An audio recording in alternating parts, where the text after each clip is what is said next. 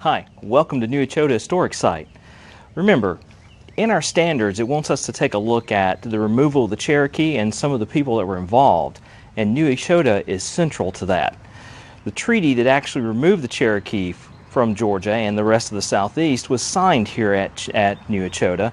Also, Cherokee government was centered here, so a lot of the important events that happened around the removal of the Cherokee begin here at New Echota. Now, New Echota is not only a representation of the Cherokee government and some of the events that happened leading up to removal, it's also a representation of how the Cherokee lived while they were here in Georgia. And remember, the Cherokee were part of what we call the 5 civilized tribes. In 1802, the federal government started sending in missionaries and setting up schools and all that sort of thing to what we might say acculturate the Cherokee Indians to the white European lifestyle. So part of what you see here at New Echota is not just the lifestyle that the Cherokee Indians lived, you're also seeing the lifestyle of the frontier Southeast. If you would have walked into New Echota in the 1820s, you would have seen a community that was very, very similar to one that you would have seen in the white part of the state of Georgia. So here at this first stop, we're at what is called the middle class cabin. This is the type of farmstead that a middle class Cherokee family would have lived in. Notice I'm actually in the pole barn right now. I got the wagon parked right over here behind me. And then as we come around this way, you'll notice that the rest of the farm is back here behind us. You have a corn crib. You also end up having the main cabin in the background there. And over here is your smokehouse. Okay, so we're going to go around and we're going to take a quick look at some of these things. Okay, this is the corn crib that we're under right now. This one actually has the breezeway section where you could park equipment. If you notice right here, you have a door into the corn crib. Corn is a major part of all Native Americans' lives, even before Europeans came into the area. And the corn crib is a way that you can store your corn without the animals and the pests and the rodents getting to it. They'd actually build it up off of the ground, and that way, different sized rocks prevents rats from climbing up and getting into your corn. The family is going to store up enough corn to get them through the winter and through to the next harvesting season each year in these corn cribs. They're also probably going to grow enough to maybe sell some outside the family. All right, this is the smokehouse. Very simple log cabin kind of construction, dirt floor, and there is a fire ring in the middle of this. There's a salt box in the back. Basically, every Cherokee family is going to have some way to preserve their foods. Remember, there's no refrigeration during this time period. So what they're going to do is salt and smoke their meats. Through salting, you dehydrate the meat so it will last longer, and the smoking creates kind of a crust on the outside of the meat that prevents the bad things from getting inside and keeps your meat fresh. If you ever notice in the grocery store sometimes, you'll see these hams hanging up in the middle of the aisle with no refrigeration. That's a smoked ham. It can stay edible for months outside of refrigeration, and that's a very, very old technology that all kinds of cultures took advantage of. Okay, so this is the middle class cabin here at New Echota. We're actually going to go in and show you around the cabin, show you some of the things that are inside it. This cabin is not original to New Echota. This cabin was actually moved here to the site in like 1983, although it is from the time period. It's from the late 1820s, early 1830s.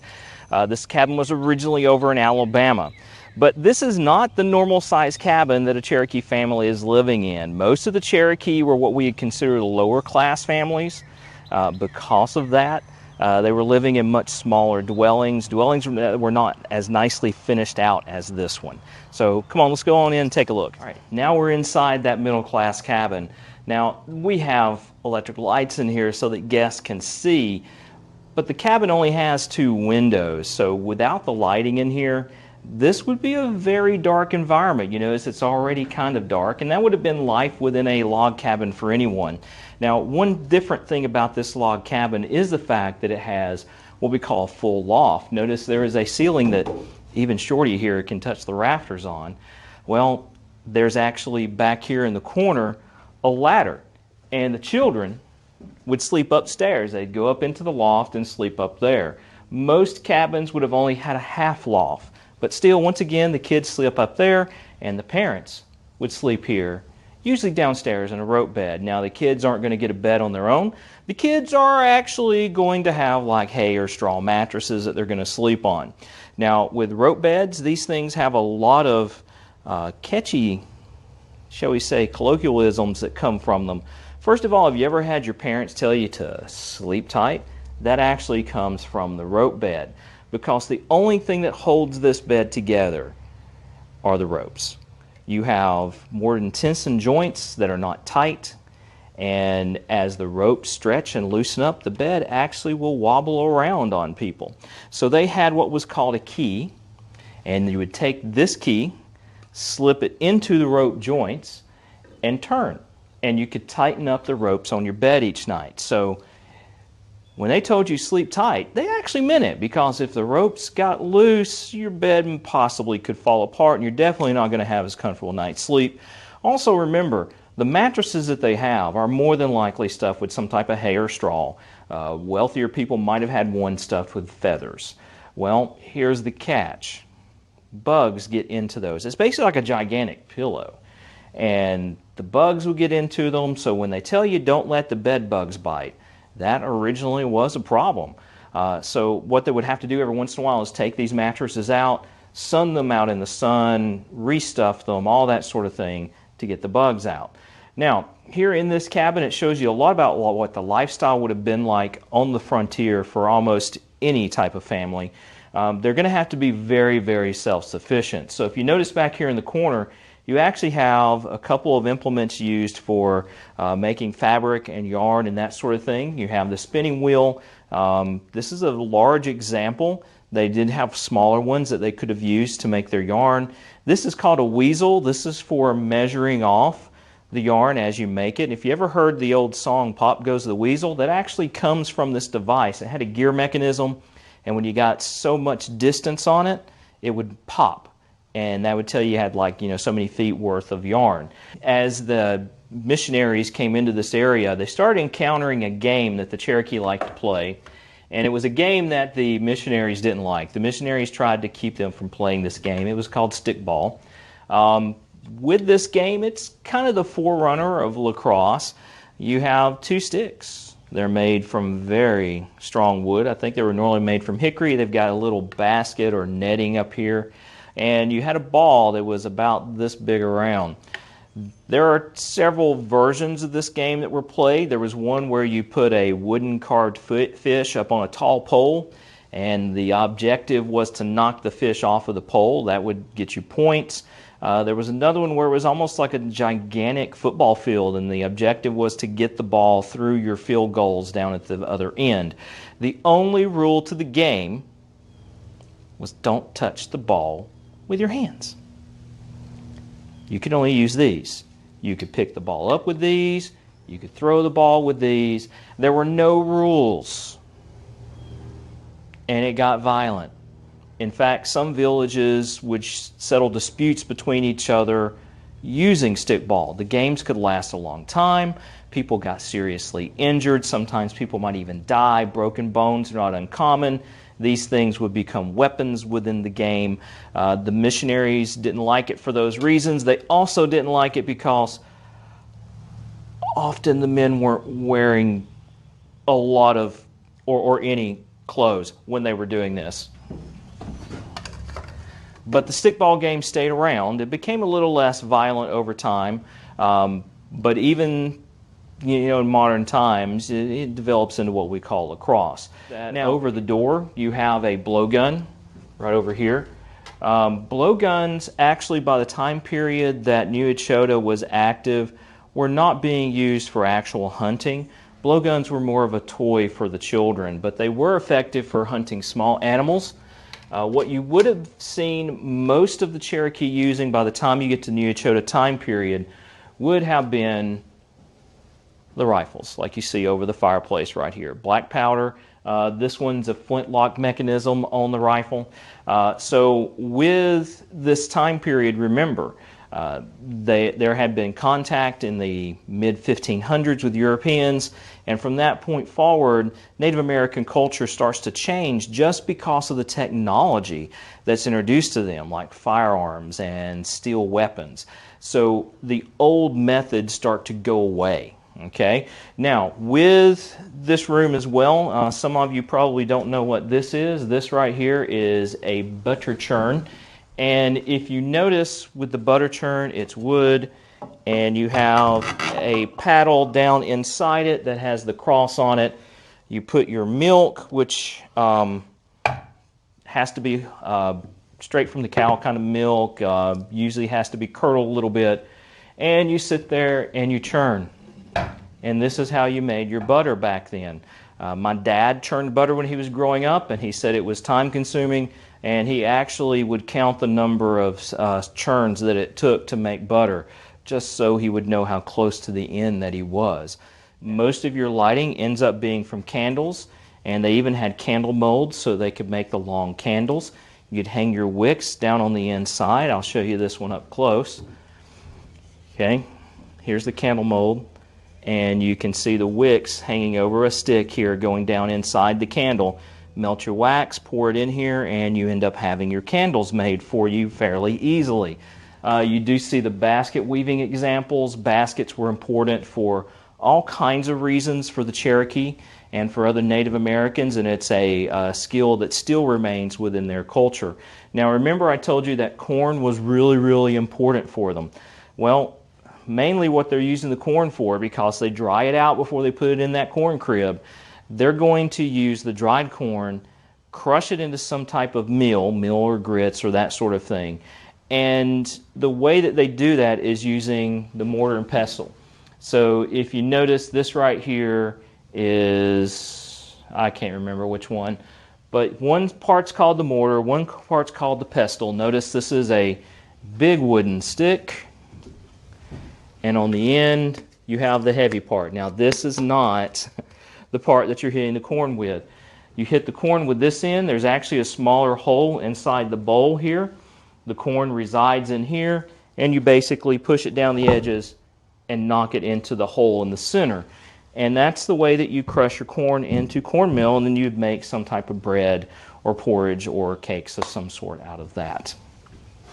All right, notice that over here in the back you have the open fireplace. That's where a lot of their cooking would have taken place, except for, in the summertime or hot times, you're going to be cooking outside for that. During the summer months, this was a place to sleep and a place to get you out of the elements at night, or if it was raining or storming. Most things would have been done outside during the summertime, not inside. You're going to see a better example of why that happens in the small cabin when we get to that later in the tour. Now here at New Echota, this is still an active archaeological zone. And because of that, they will sometimes find little fragments of artifacts. If you're here visiting and you find something like that, it's got to stay. You don't touch it, you don't move it. But one of the number one artifacts that's found here at New Echota is actually blue feather edge china.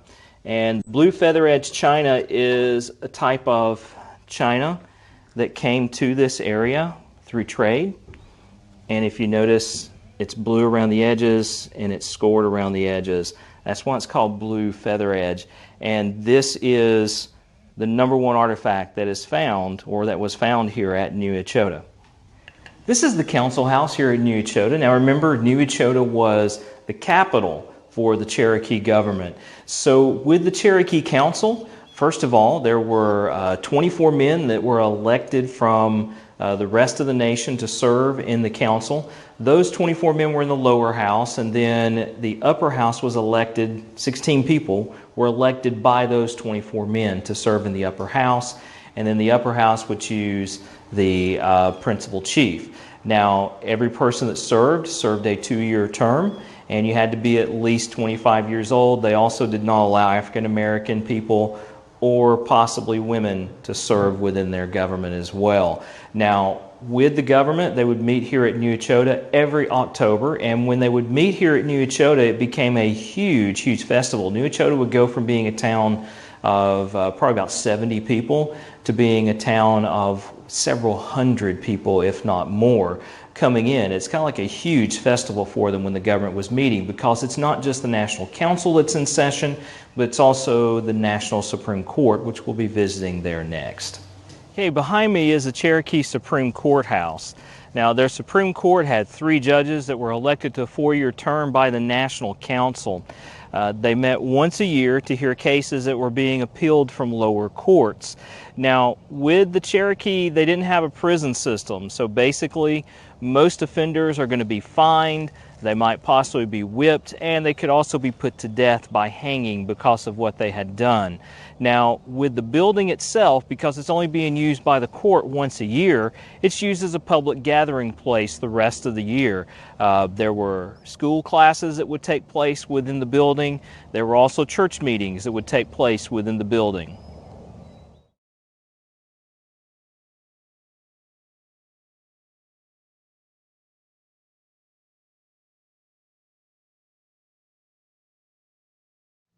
Okay, you saw when we tried to get to the Worcester House that it's kind of flooded around here right now. This is not the worst flooding that New Echota has ever seen. In fact, New Echota is one of the lowest points in all of North Georgia, not just in Gordon County. And there's even articles from the old Cherokee Phoenix talking about how the town had been flooded after a very bad rain. Now, in 1990, there was a really bad flood here in Gordon County, and the water got up to about right here in the courthouse. So earlier you saw the middle class cabin. This right here is the average Cherokee home. This is a 16 by 18 log cabin, and you would have had about 6 to 10 people living inside this cabin. As you can tell, it's a little bit smaller than the other cabin. Let's go inside and take a look. Okay, so this is the inside of the average Cherokee home. Remember, it's about 16 by 18 feet. This one right here has a half loft. Okay, kids sleep upstairs, parents sleep downstairs. Notice the rope bed back here. With the rope bed, you can see you have a grid of ropes down here. That's what your mattress lies on top of. And remember, there is mortar and tension here, but the ropes are actually what holds the bed together, and if they're not tight, the bed gets a little bit rickety, all right? Okay, in a house this size, you're not going to be doing a lot inside. Remember, you have a large family. This place is basically just going to be get you out of the elements. It's a place to sleep. It's a place to get in from bad weather, a place to keep you warm during the winter time. During the summertime, in the spring and the fall, when the weather's nice, almost everything's going to be done outside. Even cooking will be done outside over an open fire. Okay, we were gonna go back to the Worcester House. I don't think that's gonna happen. It's a little flooded out here at New Echota, and the road's kind of blocked. So I'm gonna put some pictures into a keynote and do kind of a presentation to tell you about the Worcester House. The building you see in the photograph is the Worcester House at New Echota. So first of all, I'm going to go ahead and warn you, I kind of geek out over this building. When I worked at New Echota in college, this was where I spent a tremendous amount of time. Part of my job was cataloging the antiques, and this building has a lot of antiques in it. And other artifacts. Also, another part of my job was cleaning the building, so I spent a lot of time sweeping and mopping and dusting in this building. I also spent time setting up some of the rooms in this building as display areas to show people the different ways that the building was used.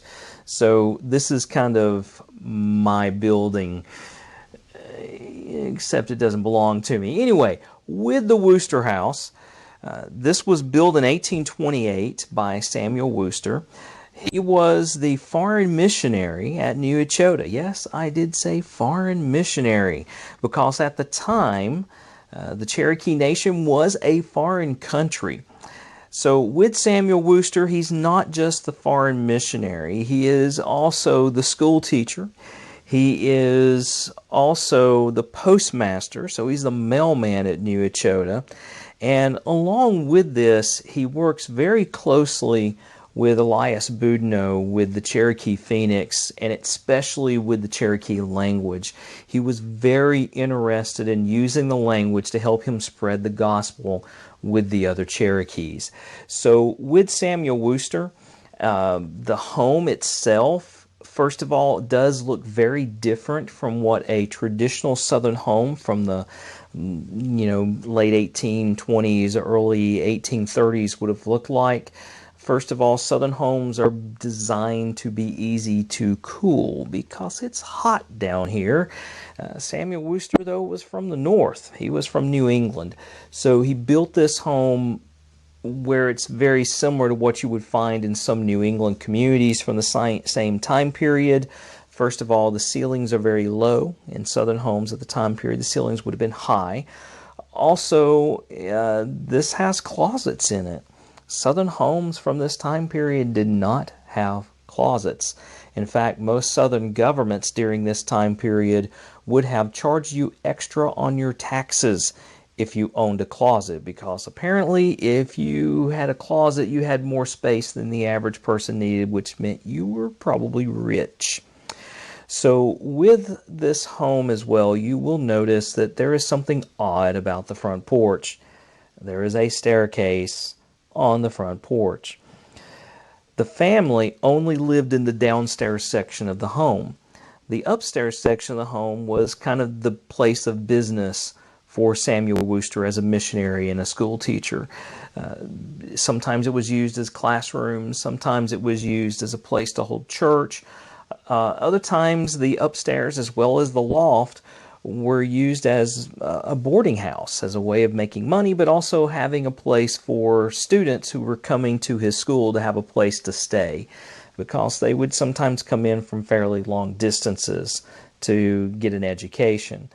So the staircase is there to allow people to get it to the upstairs area without disturbing the family downstairs. You will see in some of the photographs, though, that there is also a staircase inside the home. Now, with Samuel Worcester, he gets himself into trouble with the Georgia government. First of all, when gold is discovered in Dahlonega in 1828, Georgia decides they want to get rid of the Cherokee so they can claim the land and have all the rights to the gold profits coming off of the land. And Georgia will start passing laws that were designed to target the missionaries. They believe that the missionaries were helping the Cherokee resist removal by helping them file lawsuits and all sorts of things in federal court. So they passed a law that said any white man who was living in Cherokee territory had to do two things. Thing number one, they had to get a permit from the state of Georgia. Thing number two, they had to take an oath of allegiance to obey Georgia's laws and not to obey the laws of the Cherokee. Samuel Worcester and other missionaries in the area refused to take the oath and refused to get the permit, at which point many of them were arrested. Now, the state will eventually offer them a pardon. Most of the missionaries will accept the pardon, but Samuel Worcester will refuse, and he will end up sitting in jail. And at that point, he files a lawsuit against the state of Georgia, and it's a federal lawsuit. It will go all the way to the United States Supreme Court. Basically, in this lawsuit, Samuel Worcester says Georgia cannot pass laws that impact people inside the Cherokee Nation because the Cherokee Nation is a separate country. This would basically have been the same thing as Georgia passing a law saying Canadians can't own dogs in Canada. We can't do that. So, what ends up occurring is that this case goes all the way to the United States Supreme Court. It's known as Worcester versus Georgia. And in the Supreme Court, they will rule in Worcester's favor. Okay? What will happen, though, is that Andrew Jackson, who was the president at the time, will refuse to enforce the Supreme Court ruling. and will continue the process of Indian removal. Now, when Samuel Worcester is eventually released from prison, he goes back to New Echota, he packs up all of his belongings, and he goes to Oklahoma so that he can be in Oklahoma. Basically, at this point, the president's not going to enforce the ruling. Worcester knows the Cherokee are going to be removed, so he goes out to Oklahoma to set up a new mission station there and prepare for the Cherokee as they start to arrive in Indian Territory, which today is Oklahoma. Samuel Worcester will continue working with the Cherokee for the rest of his life, and he is buried out in Oklahoma in Park Hill Cemetery. There were people who lived in the Worcester House all the way through to the early 1950s, when the state of Georgia will take over the site. And at some point or another in the home's history, there had been a fire which destroyed most of the second floor and all of the loft. And the home had been lowered down to basically a story and a half. So the state will use historical primary sources to reconstruct the home as it would have been when Worcester lived there. And one of the main primary sources they used were Worcester's actual drawings that he made of the home's floor plan that he sent in to the Foreign Mission Board so that he could get paid to build the home. And that's what's here in this photograph on the screen. This is Van's Tavern. It was built by James Van, and when James Van was alive, he was probably the wealthiest member of the Cherokee Nation. He was a businessman. What he would do is, where major roads in the Cherokee Nation crossed rivers, he would build a tavern, which was basically a hotel and a store and a restaurant. And he would also operate a ferry that would get people across the rivers. Bridges were very expensive to build, so during the early 1800s around the United States, you would not have seen a large number of bridges. You would have mainly seen people operating ferries where the roads crossed the rivers. So James Van makes a lot of money. He's very wealthy. Not only does he run these taverns, but he also has a plantation, about 1,000 acres, and he was also involved in the slave trade. The thing is, he's not an incredibly nice guy. He's really rich, and he does use his money for good things. He actually invites a lot of the Moravian missionaries into the Cherokee Nation. He does tell them, if you come in, and if I build you a mission station, you're going to operate a school. He invites them in basically to get education into the area for the Cherokee Nation. He understood the importance of that. But other than that, he was not well liked. For instance, he killed one of his brother-in-laws in a duel. He fired a pistol at some of his dinner guests, and he even fired a pistol at his own mother at one point. He would later be murdered in 1809. When he dies, his son Joseph will inherit the family home and the plantation. Now, Van's Tavern is actually the oldest building at the New Echota site. It was built in at least 1803, if not before then. Van's Tavern operated like most taverns in the early 1800s did in the United States. It would have been not just a restaurant, as the name tavern today implies, but it is also a general store where you could buy the supplies you needed, so it kind of caters to the local community as well as travelers. It provided food for travelers, and it also provided a place to stay. There are 3 rooms upstairs, and those rooms are accessed from an outside staircase, and that is where guests who were needing a place to stay overnight would have been. Now, the downstairs has 2 rooms. The largest room is sort of the restaurant and store area. Then the smaller of the 2 rooms is where the tavern keeper would live. Now, you will notice that there is a small little window that has a sliding door on it, so to speak. That is North Georgia's first, shall we say, drive-through window. It's actually located underneath the staircase. With this window, it has 2 purposes. Number one, if the tavern keeper has closed up the tavern for the night, he's not going to open, unbar and unlock the front door to allow somebody inside. So if you needed service after he's closed up, you would have to come to that window. But remember, America in the early 1800s was a very segregated society. So anyone that was considered, I guess you might say, trouble from the community would be forced to use that window instead of coming into the store. But also, if you were a slave, you're not going to be allowed to come into the store, so you would have to be served through the window. Van's Tavern was not originally located here at New Echota. In fact, the tavern was originally over near the city of Gainesville. It was situated on the banks of the Chattahoochee River. It was basically where the Federal Road crossed the river.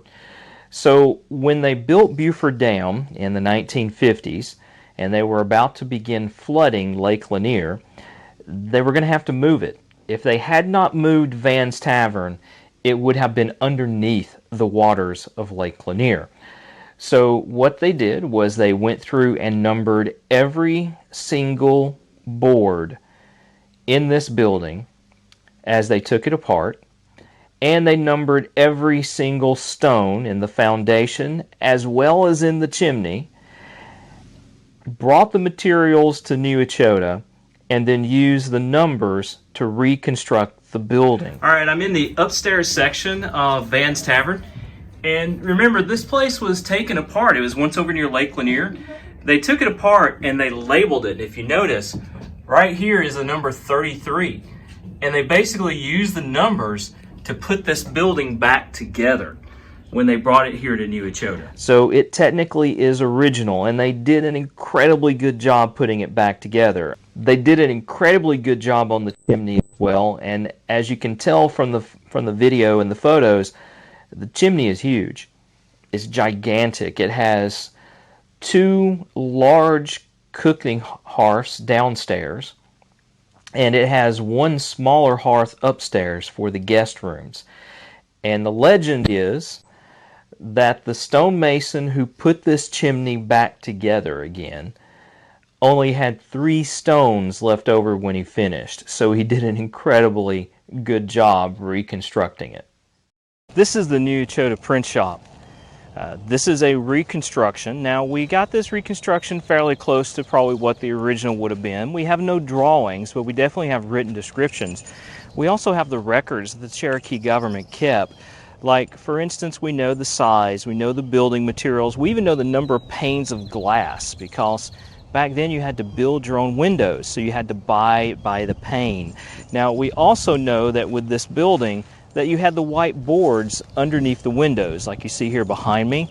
Basically, the typesetters, which we'll show what their job was in a moment, were having difficult seeing to be able to do their job. There wasn't enough light coming in because the windows were too low.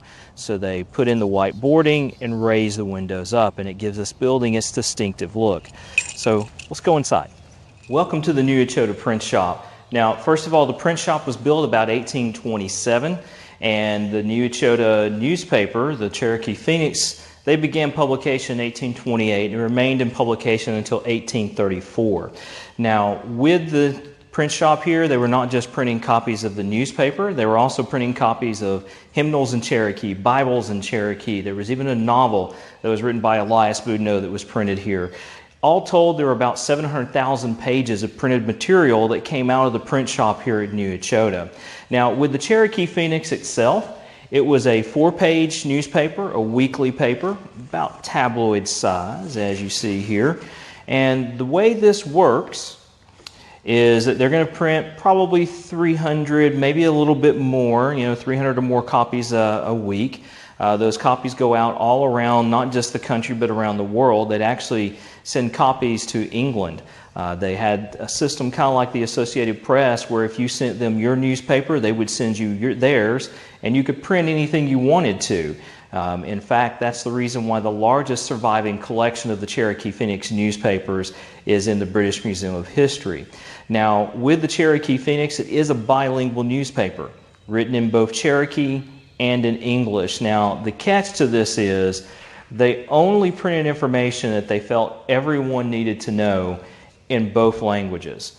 The bulk of the newspaper was actually printed in English. If it was going to be in Cherokee, it would be either on the front page or it would be on the back page of the newspaper.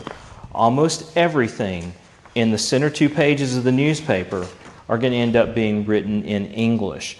Now, with this newspaper, using the Cherokee language, understand that that was created by the man whose portrait is over the fireplace over here. This is Sequoia. Sequoia worked about 12 years to isolate every single syllable within the Cherokee language. It's not actually an alphabet, it's a syllabary. So basically he borrows symbols from Greek, from English. He makes some of them up, he modifies other symbols, and he assigns syllable sounds to them. There were 80-something syllables by the time he was finished, and when he was finished with the language, it was 100% phonetic. So if you could speak the language, and that's the key, if you could already speak their language, you became literate in the amount of time that you hunt and pecked to find the syllable that went with the sound. There were stories of people learning how to read and write in a week coming out of the Cherokee Nation. That's how easy it was if you already spoke the language. It's pretty difficult to learn how to speak if you don't already speak the language, though.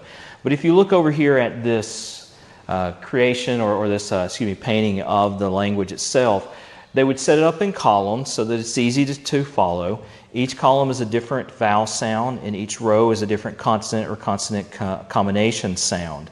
So it's very strong on the vowel sounds. So if you start up here at the top, this syllable right here looks like a D and an A. The D is the letter that the Cherokee person is going to see as they are reading. The A is the English pronunciation. This next one looks like an S with a line through it and then has a small GA. Okay, so the S with the line is what the Cherokee person sees. The GA is what they say. So in the first column, you would have ah, ga, ka, ha, la, ma, and it continues like that through the rest of the language. It's a little bit of a sing-song language if you ever hear someone speaking it. It's also a highly descriptive language. So you could be watching a show with a person speaking Cherokee. They could talk for what seems like a long time, and then the subtitles would give you one very short sentence. It's because they're having to describe out what they're wanting you to understand. Now, with the language, because you have a language that's very easy to learn, you have a high literacy rate among the Cherokee Indians. That's one reason why this newspaper ends up being created, is so that they can share the news that's important to the nation using this new language, and that the majority of the people can understand it. Now, with the newspaper itself, it would have been printed on a hand-operated machine, such as this one right here. This is what we call a Washington-style printing press. This is not the original press. The original press was confiscated by the Georgia Guard in 1834. It's been lost to history. There's no real documentation as to what the Guard soldiers did with it.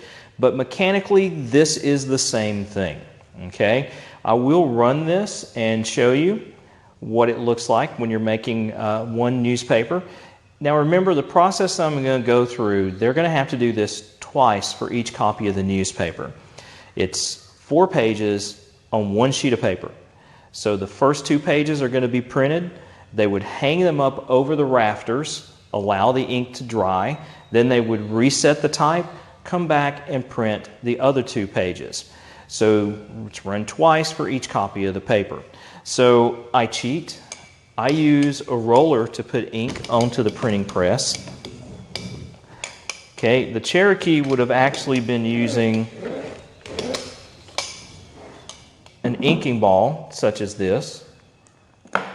You had 2 of these, you run them through the ink, you beat them together, and then you run across the ink beating it. You would have 2 guys running this. You had the one guy inking it, and then the one guy pulling. Okay, and you're going to understand what I say by pull here in just a moment. I don't actually have ink on here. The press has been cleaned.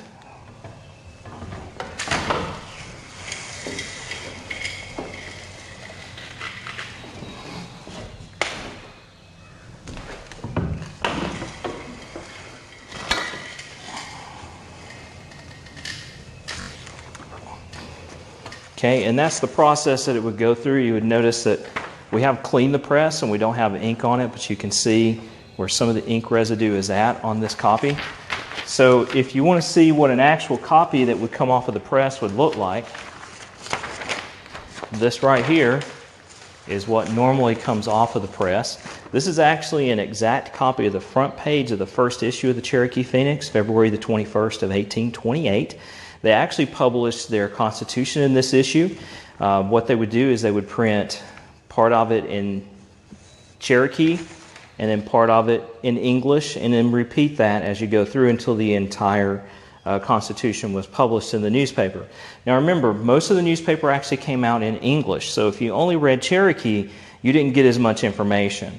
So they actually charged you less. In fact, the subscription rates, which are right here in this first column, charge you about $1 less per year if you do not read English.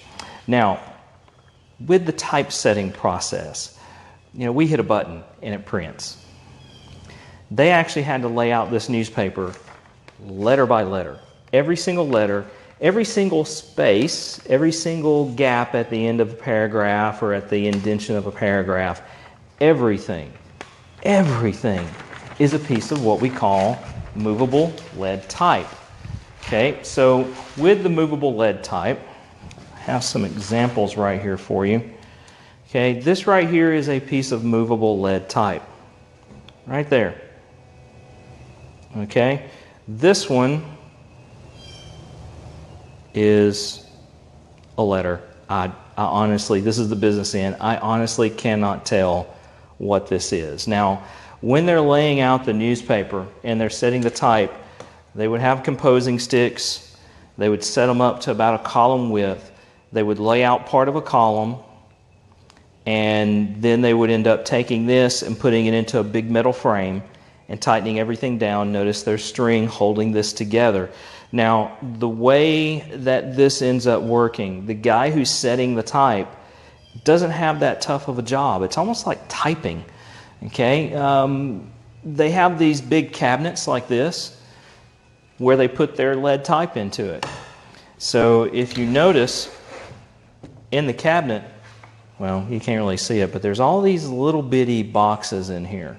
And what they would do is they would memorize what letter is in which box. Okay, so if I'm sitting here setting the type and I need the letter E, I know the letter E is in this first large box. I reach in, I grab the letter E, and then I can put it into place. So let me get a bigger piece of type here. If you notice, on this larger piece of type, there's a little ridge running right down through there, a little notch. So basically, if I'm doing the typesetting, that notch tells me which way is up. So I don't even have to look. I just grab the piece, I assume it's the right piece because it's in the right place, and I put it in. So there were mistakes made. Those mistakes were usually made because somebody put the type back wrong. Because when you're finished, somebody's got to break down all the typeset, they've got to clean it, and then that person has to come over here and look at every single piece and put it back in the same place. And remember, each piece is backwards. It's a mirror image of what the letter is actually going to look like when it's printed. Benjamin Franklin, remember, is a huge printer, and that's where he makes his fortune, is by printing. And he was famous for telling the people that worked in his shop to mind their P's and Q's. It's because a P and a Q look so similar that they got them confused a lot of times when they were putting them back. Now, there are a lot of other phrases that come down to the typesetting industry. For instance, the letters that were uppercase letters, capital letters, they're in the top portion of the typesetting case. That's why they're called uppercase letters. And all of your smaller letters are in the bottom portion, so they're called lowercase letters.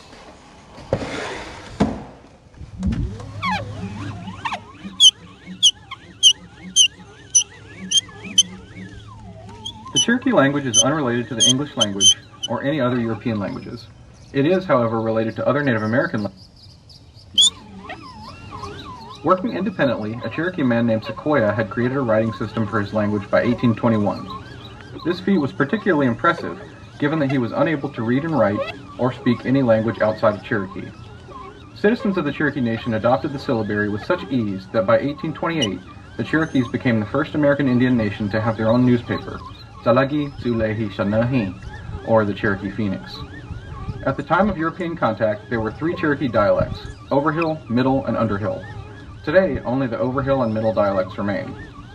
At the time of removal, the majority of the Cherokee Nation spoke Cherokee as their first language. Today, approximately 2% of the population speak it. Because of the removal, other language differences emerged between speakers in Indian Territory and North Carolina. For example, because cars were invented after the removal, Cherokee speakers developed different words for automobiles, including Dagwalela and Dictulena. Over the course of the 20th century, external government and economic pressures forced the Cherokee people to transition into speaking English, robbing them of their first language. Today, many Cherokees participate in efforts to revitalize their language because they see it as their very heart and soul, given to them by the Creator. This is the site where Elias Boudinot's house was at, and this house in the history of the Cherokee, especially the removal, is very important. This is where the Cherokee Removal Treaty, the Treaty of New Echota, was signed. That treaty was signed by about 20 Cherokees, and the treaty gives the Cherokees about $5 million, and it gives them an equal amount of land in Oklahoma and gives them 2 years to leave the southeastern part of the United States. Now, the 4 stones at this site show you where the corners of his home would have been. This is the well to his house, and then you'll have another rock circle back there that's the summer kitchen to the house. Now, at the well, when they started doing archaeological excavations here in the 1950s, they found pieces of lead type that were characters from the Cherokee language in that well.